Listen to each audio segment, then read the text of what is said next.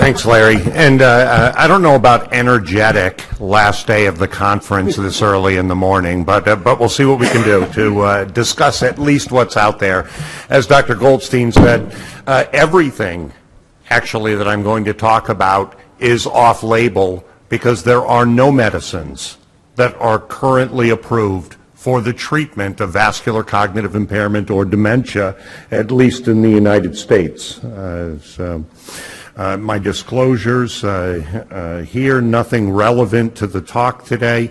I am funded currently by the National Institutes of Health to study mild cognitive impairment of the cerebrovascular type, and that includes an intervention. I won't be presenting that data today because the trial is still ongoing, but indeed is showing some promising early results. So as we've seen before, everyone needs an impact slide.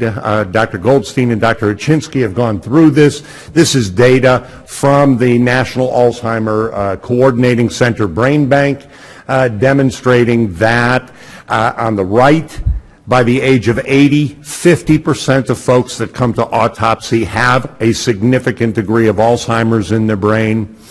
The problem with vascular disease, however, is an even bigger problem. And I think when we look at these numbers, we have to be very, very careful because Alzheimer's centers are going to attract people with Alzheimer's disease. And so we really do need to look at epidemiologic studies. With that being said, even in the cohort from the National Alzheimer Network, at the age of 80, 80% of folks have significant cerebrovascular disease, enough to account for their cognitive decline. I think this is important.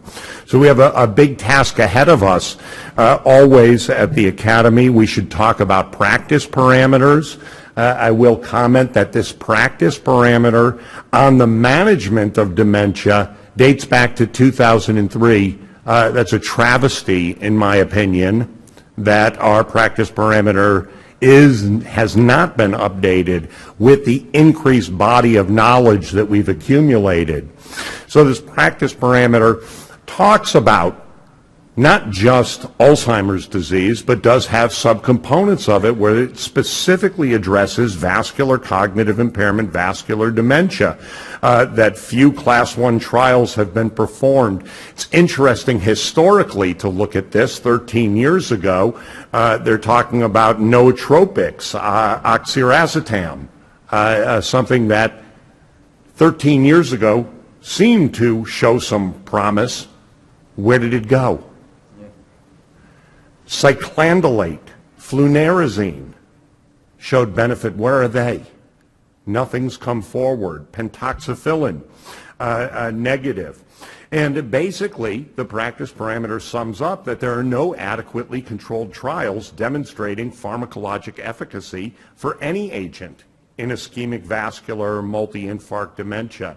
I think part of this was touched on previously until we can agree on a gold standard or at least develop criteria to recruit a more homogeneous population for intervention studies. We're really going to be challenged by the variability inherent in cerebrovascular disease.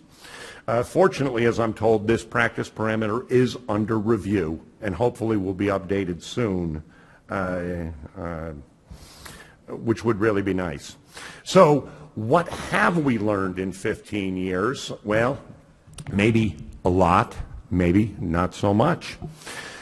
I think we need a framework to understand and to begin to look at the drugs that may be useful in vascular cognitive impairment. And this is the framework that I've put together, and it's going to really be the outline of the talk today. I think we need to start by first mentioning drugs we really need to avoid in vascular cognitive impairment. It's not all about what we can prescribe. Sometimes it's about what we can remove from a patient's medication list. And then I really think, that there are 4 major categories of therapeutic strategies in vascular cognitive impairment, and that can help us to organize our thought process. There are symptomatic therapies, therapies that may help with the cognitive decline.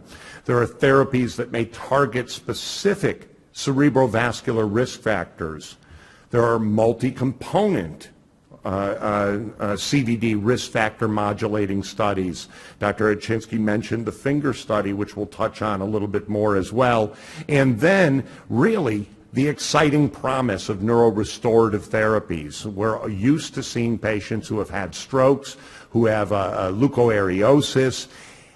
Is this potentially reversible? We do know that folks who have strokes will show some recovery afterwards. They go away to rehab, and while originally hemiplegic, will walk into your office with a cane 6 months later. We should be able to do the same thing with vascular cognitive impairment, and hopefully we may be able to facilitate that process in the future. So I think there are many drugs to avoid. I've touched on just a few of them here. I do think that in the area of dementia, there's been a lot of controversy about vitamin E over the years. The first study by the Alzheimer Cooperative Study Group in 1997 looked at vitamin E, selegiline, and placebo in Alzheimer's disease and managed to show a potential benefit of vitamin E at a dose of 2,000 international units a day. That's like 5 little vitamin E pills. If you take much more, you get sick, actually, so never go above that anyway. It really launched vitamin E as a panacea for dementia, and at the time there were no other approved drugs for Alzheimer's disease or any form of dementia, and it gave us something to do, and I think everybody jumped on board, and I remember back to that time period, everyone was on vitamin E, 2,000 units a day. Of course, in 2004, there was a study that came out suggesting that there may be some caveats that we'll review. But again, this has experienced a resurgence. 2014, another group, the Team AD VA Cooperative Randomized Trial, again suggested that high-dose vitamin E may be extremely beneficial in slowing the rate of cognitive decline in Alzheimer's disease. So this meta-analysis, I think, is very, very important. The recommendations that came out of this meta-analysis were that vitamin E increased all-cause mortality in folks that were receiving more than 400 international units a day. So the recommendation was definitely no more than 400 international units a day. Now this is being debated and has been debated over the last 10 years in the literature. It seems that the risk is inherent in the studies that I've outlined in red, that were studies investigating the use of vitamin E in cancers and in folks with cardiovascular disease, coronary artery disease. So these are the folks that are at highest risk, and I think that's important because what we're talking about today are folks with cardiovascular disease. It may be that vitamin E is interfering with their natural anticoagulants. It may be that it's increasing risk of hemorrhage. This really hasn't been teased out, but at least as the data stands currently, despite promise perhaps as adjuvant therapy in some forms of dementia, we do need to be extremely cautious about vitamin E in our folks with vascular cognitive impairment. I also think there's been a tremendous amount of press and a tremendous push by skilled nursing facilities and other dementia care providers to reduce the use of antipsychotics in the elderly. There's a mixed data currently, but I think really the KDAD study began to bring this out, demonstrating that at least that in later stage dementia with behavioral problems, antipsychotics failed to show significant improvement. But there was an increase in adverse events, especially serious adverse events in this group, and eventually this culminated in the FDA black box warning in 2008, where the FDA reviewed 17 placebo-controlled trials over 5,000 people, found a 1.6 to 1.7 increase in mortality in the drug-related group. The specific cause of the events were cardiovascular, heart failure, sudden death, infections like pneumonia as well. That risk is small. The risk really is an adjustment from about 2.5% to 4.5% overall. So the majority of folks treated with antipsychotics are not developing strokes right away. But if, like myself, you practice and take care of hundreds, if not thousands of patients, and you use antipsychotics regularly, you need to be cautious. You need to discuss those risks. And certainly in patients with high degree of cerebrovascular, cardiovascular risks, you really need to think twice before using these medications for that purpose. So why the cardiovascular risks with antipsychotics? Well, we know that they can do several different things. We know that there's an associated BMI increase with the use of antipsychotics. We know that hyperglycemia could be a problem, a side effect of these medications, hyperlipidemia, and certainly prolonged QT and other cardiac conduction abnormalities. We actually looked at this in the national database. We looked at long-term small vessel arteriolar sclerosis, taking it outside the realm of stroke, and actually found, number one, in the top table, which is probably too small for you to read, that the selective use of an antipsychotic for a very short period of time didn't seem to influence dementia outcomes. However, in the bottom table, the duration of use was positively associated with increased worsening of dementia. So if you do find a case where you may need to use an antipsychotic, try to keep it temporary. Try to keep it out of the realm of long-term or chronic use, and if possible, avoid it at all costs. So let's talk about symptomatic therapy. I certainly think there are other drugs that we may need to avoid in those with vascular cognitive impairment, the estrogens, other lessons learned in history. But again, we'll move on for all intents and purposes and can open the discussion later for some of those others. So really, the medications that have been put forth have really been put forth and approved for Alzheimer's disease largely, and two classes, the cholinesterase inhibitors and the partial glutamate antagonist, memantine. So there is some evidence to suggest that these are nonspecific for a particular disease state, but that they may actually exhibit benefit across different types of dementia, including vascular cognitive impairment and or vascular dementia. Definitive clinical trial data are lacking, and again, none of these are currently approved for vascular cognitive impairment or dementia. So why cholinesterase inhibitors? Well, I think we need to be cautious, and we really need to think about the use of these medications in a patient who has cognitive decline that we feel is related to cerebrovascular disease. We certainly can look at cholinergic activity in the brain, fed by projections from the nucleus basalis of Maynard. And we see these fibers rising where the red lines are in this brain. They rise up through the subcortical white matter in the periventricular zone, essentially coming up at you perpendicularly out of the screen. Well, these are the exact regions that are hit hardest by small vessel changes that we can see in this MRI scan. And so there is disruption of those cholinergic projections, and if we actually measure CAT activity in somebody with widespread leukoariosis like this, we see reductions in that choline acetyltransferase activity, suggesting a potential benefit of cholinesterase inhibitors. And there have been several randomized clinical trials. I won't go into all of them. One looked at galantamine, Razidine by trade name, in mixed Alzheimer's vascular dementia and vascular dementia over a 6-month period, and was able to show positive benefits on tests of cognition, the ADAS-Cog11 here, as well as improvements in caregiver impression of burden, the Civic Plus score. Donepezil has been tested as well in vascular dementia, again 6-month symptomatic treatment trial, again finding positive effects on ADAS-Cog, mini-mental state, and independent activities of daily living.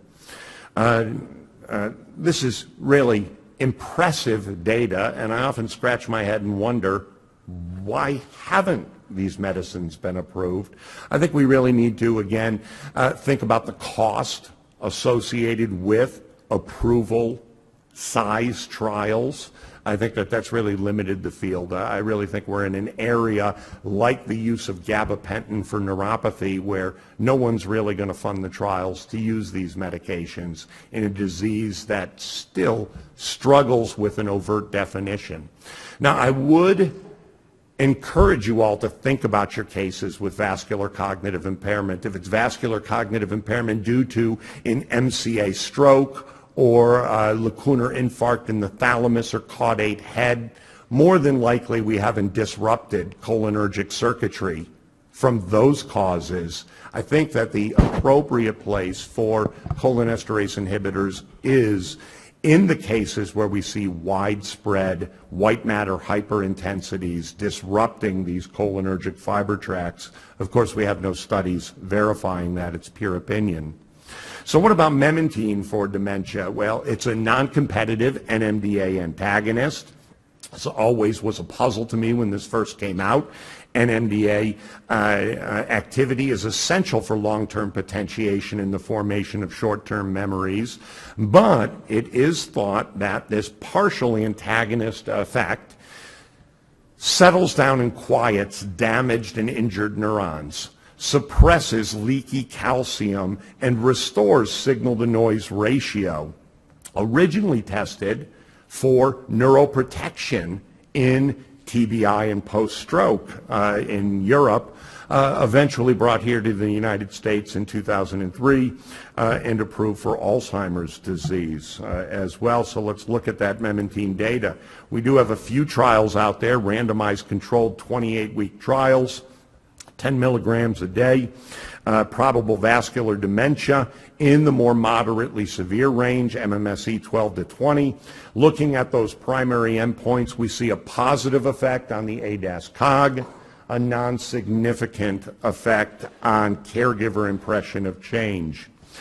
We see the same thing essentially in another study done, 579 individuals, criteria extremely similar, positive effects on cognition, no effects on caregiver impression of change in that study. And then memantine has really experienced a resurgence in the last few years in terms of its interest for use in cognitive decline post-stroke. So in animal models post-stroke, if you treat them with memantine, you actually see improvements in motor control, reduced gliosis, increased vascularization, and interestingly, they measured BDNF TrkB, neuronal growth factor expression in these mice and showed that memantine actually augmented the expression.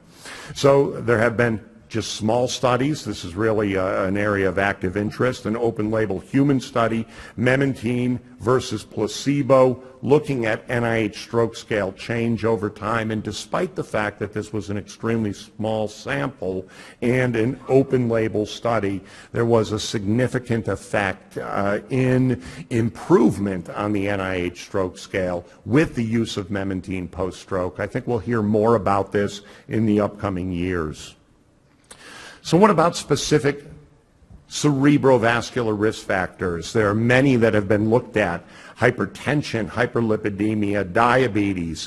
What about antiplatelets and anticoagulants for the prevention and or treatment of vascular cognitive impairment? What about unclogging those arteries?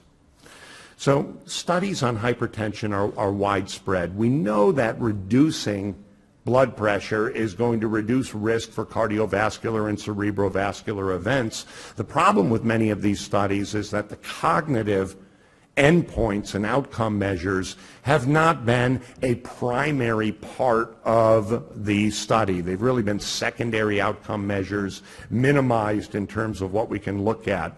With that being said, we do have some large-scale studies. So the SCOPE trial looked at almost 5,000 people who had poorly controlled blood pressure as defined here, placed on candesartan versus placebo for 3.7 years. Looking at risk reductions, so we see risk reductions for all stroke and for non-fatal stroke. It even hits significance over time. No effect whatsoever on the mini mental state examination score. Now we have to take that with the caveat that Dr. Hachinsky mentioned. The mini mental is an extremely poor measure for vascular cognitive impairment given its domain involvement. The CIST-UR trial was another one that was done, again, over 1,000 patients, randomized to polypharmacy for all intents and purposes for their hypertension versus placebo. And this study as well showed positive effects on cognition, change in MMSE scores, and also a statistically significant benefit in reducing incident dementia in these folks with better blood pressure control. Now, with that being said, the effect size was rather small. And so if we look at number needed to treat, we'd actually have to treat 1,000 hypertensive patients for 5 years. If we did that, we'd prevent only 19 cases of dementia. So the effect size small, but certainly positive. Hyperlipidemia has been looked at. This is just an abbreviated slide from the Cochrane database on statins and dementia. Currently, there are no studies suggesting that bringing cholesterol under control impacts your cognition in vascular cognitive impairment one way or another. It's interesting, though, another small study done in England looked at, despite this evidence, this lack of evidence for the use of a statin, how many folks out there are actually using them. It's an older study from the UK. It actually showed that despite no evidence, 50% of practicing clinicians indeed favor the use of a lipid-lowering agent for cognition. I don't know about cognition per se, but the benefit of lowering cholesterol and the prevention of recurrent cerebrovascular events certainly is real. It's amazing that we haven't been able to show a more positive benefit for this. Diabetes is another area where we think we may be able to impact, and we certainly have great medications to help control diabetes. So the Finnish diabetes prevention study looked at type 2 diabetes, over 500 folks. Really, they had metabolic syndrome, elevated body weight, and the intervention was really multidisciplinary or multimodal: diet, exercise, weight reduction, counseling. They did do cognitive testing. The intervention was extremely effective at reducing diabetes. But in an extensive neurocognitive test battery, not a single test, executive or non-executive, was hit. What about antiplatelets, anticoagulants? Interesting study. This is the London Stroke Register, over 4,000 folks evaluated for cognitive impairment, and really it was a prospective observational study, looked at whether or not they were on antiplatelets or anticoagulant therapy. No benefit. There's both a straightforward analysis here and univariate comparisons. No benefit Overall, for monotherapy, our confidence intervals span 1, but for polytherapy, we actually hit a range where the confidence interval favors the use of combination antiplatelet therapy for the prevention of incident vascular cognitive impairment. No benefits of anticoagulants. Surgical approaches, this is a tricky area. I run into many internal medicine docs who feel that if they clean the carotids, the patient will get more blood flow to the brain and it'll stop their degeneration. As Dr. Hachinsky mentioned, cerebral autoregulation corrects for these sorts of things. The studies that have been done looking at carotid endarterectomy or carotid stenting with cognitive outcome measures actually show that you're more likely to decline cognitively after either one of these procedures than to actually improve. Of course, their benefit in reducing further cerebrovascular disease and stroke cannot be argued, but we would not do a carotid endarterectomy or stent solely to prevent cognitive impairment. I think really where the field is going was touched on again by Dr. Hachinsky, and it is these polyinterventions, the multimodal intervention. If we treat somebody's hypertension and they continue to smoke like a chimney and eat at McDonald's, supersize me, we're not going to dent it. We've really got to cover those vascular risk factors across the board. So some small studies, the ASPIS trial, 202 subjects assigned to placebo, 24-month multi-domain intervention focused on lifestyle and cerebrovascular risk factors. Overall, there was no significant benefit seen for this poly intervention in this group across any of the individual cognitive domain measures. Did look like the intervention showed fewer subjects that developed cognitive decline in this small sample. However, that was not significant. So the finger study has been very exciting, and Dr. Hachinsky mentioned this. For those of you that were here earlier in the week and saw the plenary session debate on cognitive interventions and whether or not that would prevent future dementia, know that the finger study has shown some positive results. So the neuropsych test battery total score, significant benefit if you're in the intervention versus the placebo for executive function, for processing speed, not for memory. Again, a pattern that would make us think as though the finger intervention is actually targeting vascular cognitive impairment rather than an underlying Alzheimer process. Now, the caveat here is that the difference between groups is extremely small. So for such an intensive intervention, the overall cost benefit here is what comes into question. I think from a risk-benefit perspective, I favor these widespread multimodal lifestyle intervention and vascular risk factor studies. Can we manage that on a large scale? And then lastly, I'd like to talk a little bit about where we are in terms of some of the neurorestorative and protective therapies in vascular cognitive impairment. I think this is of great interest. It's certainly of great interest to many of the folks that come in to visit with me in clinic.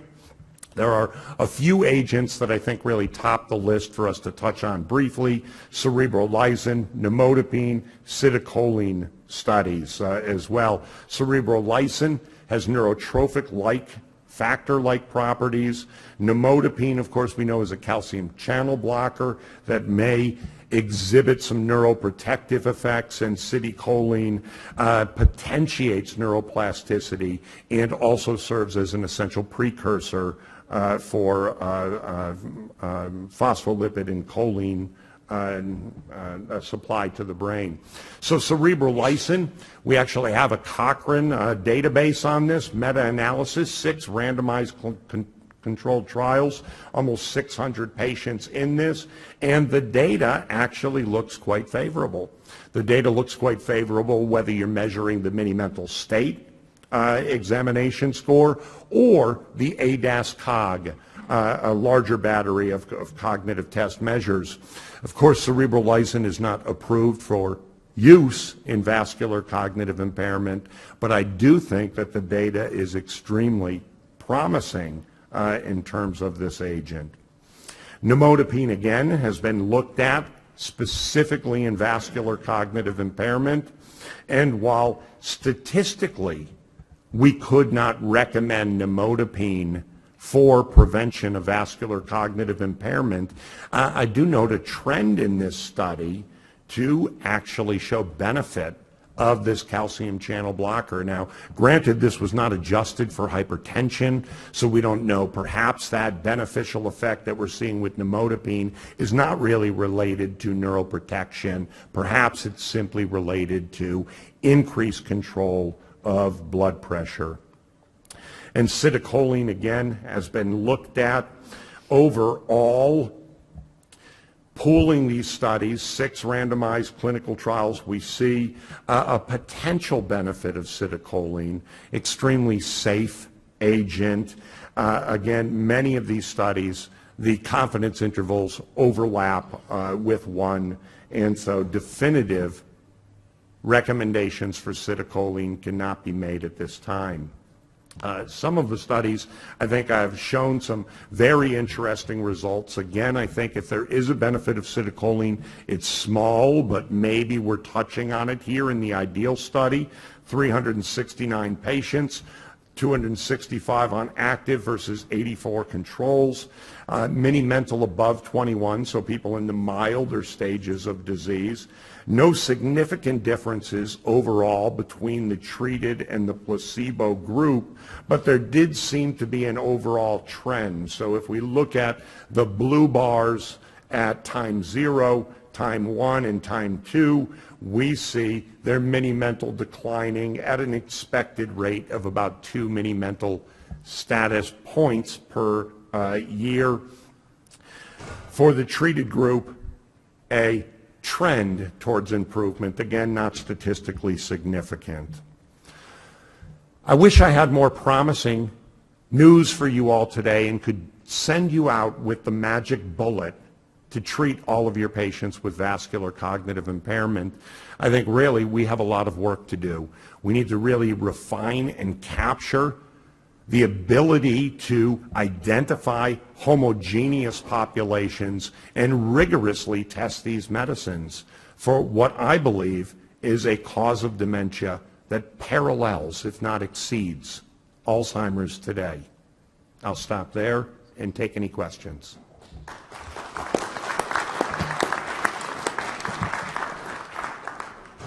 Any questions for Dr. Jaika first, and then we'll open it up to general questions. Yes, sir. Can you comment on the recent data about the use of anticholinergics and the subsequent risk for Alzheimer's or other dementias in your topic of avoiding medications, and also then the more recent one on the protein pump inhibitors? So interesting. You know, we hear about these things on a regular basis. We certainly know that anticholinergics, benzodiazepines, have also been in the news for effects on future incident dementia and or worsening of cognitive decline.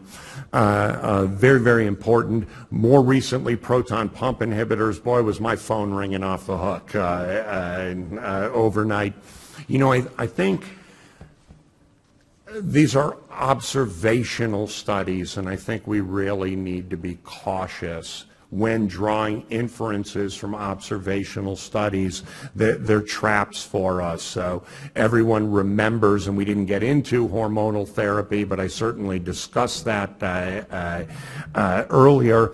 The thought was from epidemiologic studies that hormone replacement dramatically prevented dementia. when the WIM study actually examined this prospectively, the result was 180 degrees opposed. What I'm really looking for in these studies is biological and medical plausibility. And I think that's where we run into trouble. We know that the tricyclics, other anticholinergics, and benzodiazepines have cognitive effects.